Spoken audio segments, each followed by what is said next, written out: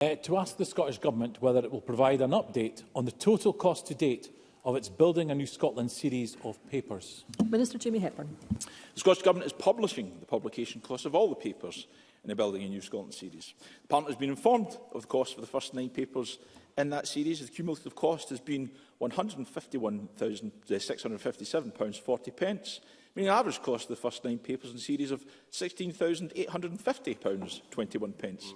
This cumulative total represents a value of around 0.00025% of the total of the Scottish Government budget of this financial year. We will continue to publish the cost information for future papers once released, as we committed to doing.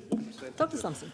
Thank you, President Officer. So far, the SNP government has wasted about £151,000 on 9 independence prospectus papers.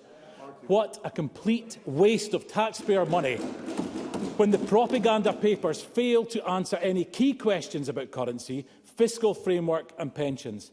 And even the First Minister previously described them as material that frankly sits on a website and nobody reads. So, Minister, do you agree with the First Minister's comments? And can you explain to the Scottish taxpayers why this money would not be better spent on our schools, on our health service or on our police? Minister. Well, it's pretty clear that Mr Lumsden was looking for a figure that was rather higher than a value of around 0.00025% of the total of the Scottish Government's budget this financial year. He clearly wasn't listening when I responded to Mr Cameron. I'll need to remind Mr Lumsden we won the last Scottish Parliament election. We have a mandate to take forward this activity as Parliament lost the last Scottish Parliament election. That's why we are in government. And I think it is money well spent when you look at countries around Scotland, like Scotland, with Ireland with an income per head of 24% higher than the UK, Denmark 35% higher than the UK, Norway 61% higher than the UK, when we have a bourich of a UK economy. The OBR predicting as a result of Brexit will have GDP 4% lower in the long run. The only way we can escape this mess is through independence, and we will continue to make the case. Supplementary, Jackie Dunbar. To ask the Minister if he could provide an update on how the United Kingdom's GDP per capita compares to that of the comparator countries used in the Building a New Scotland series of papers.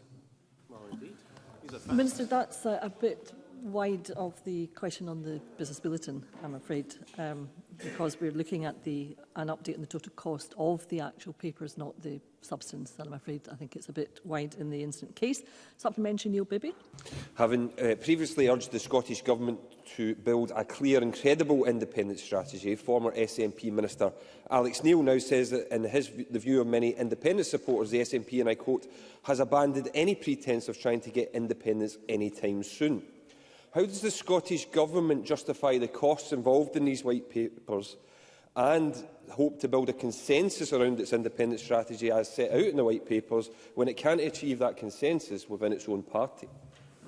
Minister. Well, I have to say, not for the first time I disagree with Mr Neil. I believe we are building a credible and compelling case for independence, and I've already made the point about the advantages that other countries similar to Scotland have as a consequence of independence. And I would have thought the Labour Party might have agreed at a time when we have the Joseph Rowntree Foundation saying destitution is on the increase in the UK, but be mitigated by the Scottish Government here, when we have the Resolution Foundation pointing out that if the UK had the average income and levels of inequality of similar countries, typical households would be £8,300 better off. That rises to £10,200 when you compare us to countries similar to Scotland.